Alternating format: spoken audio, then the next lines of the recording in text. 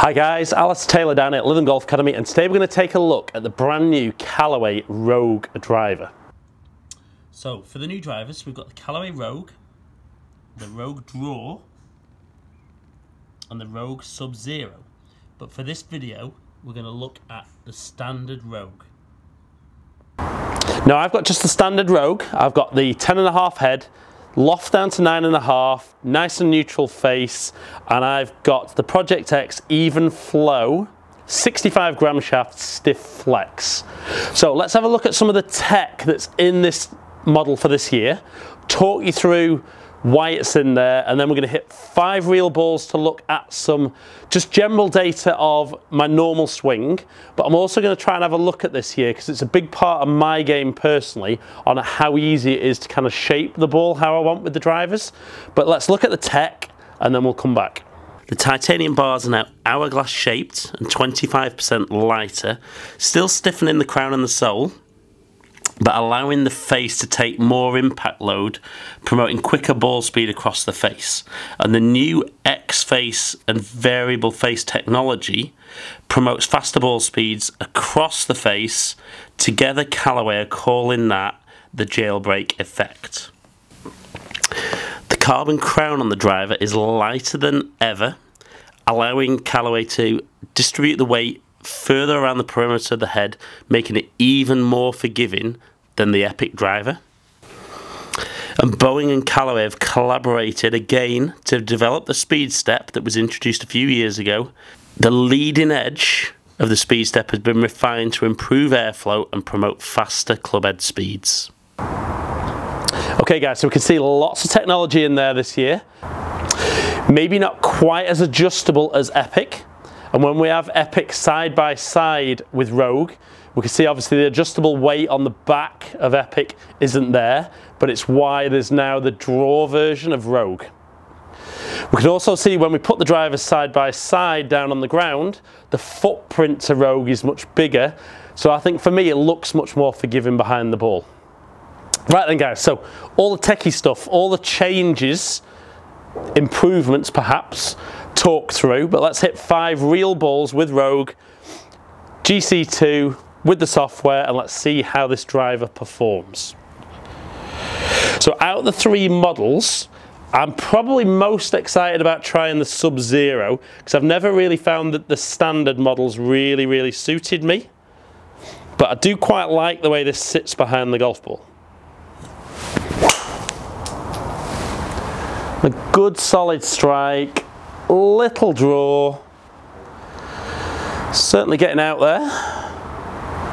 Really good carry, kind of just under 300 to start. So certainly for me for 2018, I'm going to do some obviously product reviews as they're coming in to myself here at Living Golf Academy, but I'm also going to be changing all my equipment in the bag this year, and once I've done my testing I'm going to pit a lot of the drivers side by side, see which driver goes in the bag, which fairway wood, irons, wedges, putter, and go from there. But first shot, love the look, and actually probably preferred the sound and feel this year. So yeah, maybe sound and felt just a little bit nicer than Epic from last year.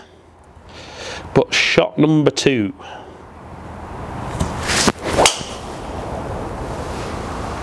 Maybe felt just a tiny bit out the toe. Again, still performance-wise looks good.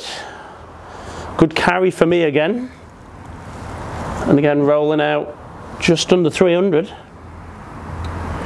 So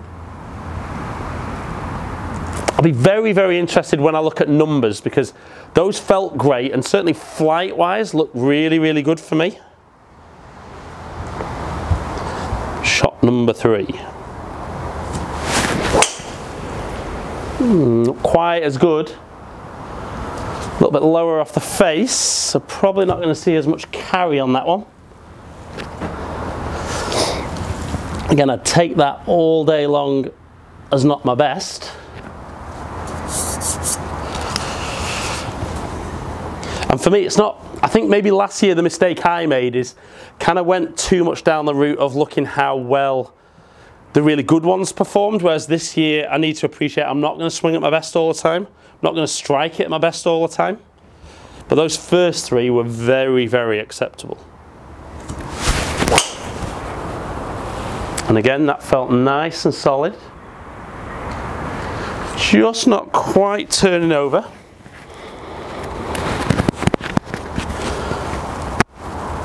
Again, you know, very impressive numbers. And let's go one final one before we look at some numbers for the Callaway Rogue driver.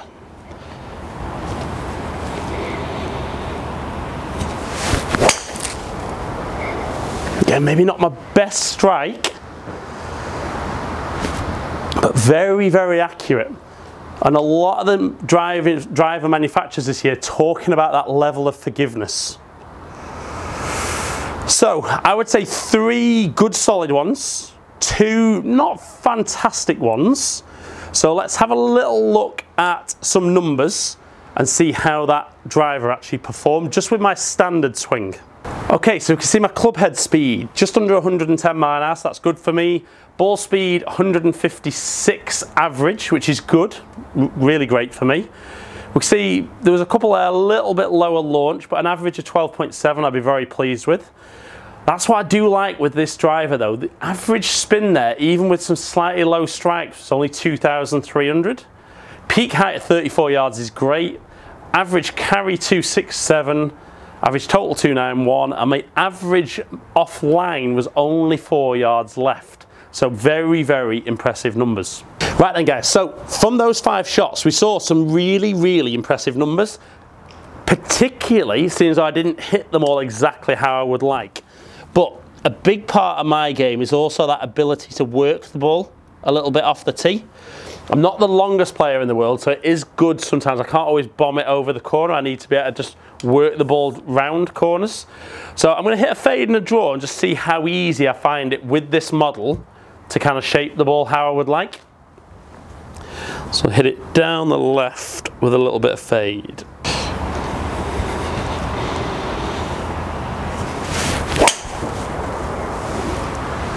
That felt fantastic.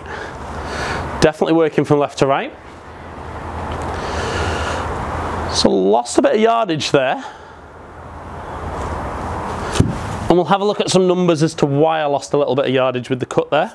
Obviously, if I can promote the same amount of loft and strike it out the same place, a draw and a fade should go the same distance. But didn't find that hard to hit a cut. Now let's try and hit a little bit more of a draw. So again, down the right, just get it turning over a bit more.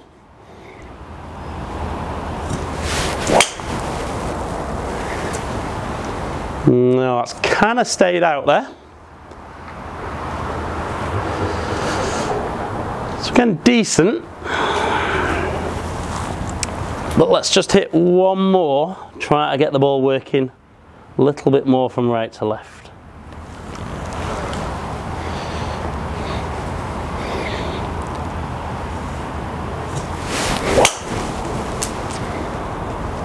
There we go.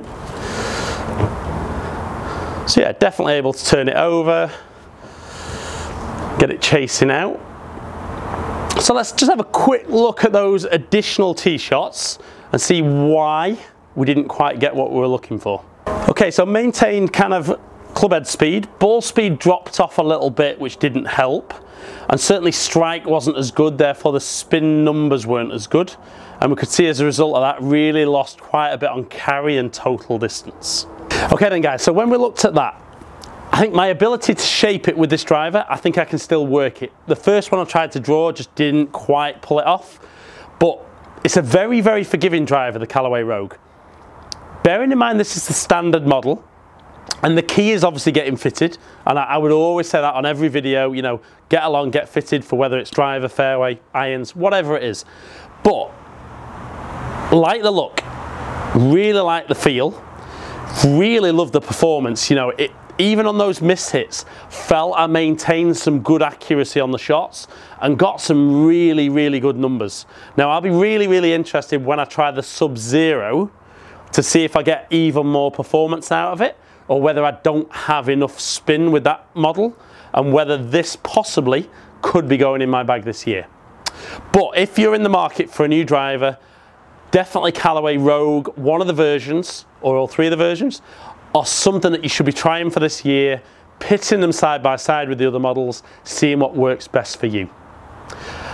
As ever guys, really appreciate you taking the time to watch my videos. Thank you so much.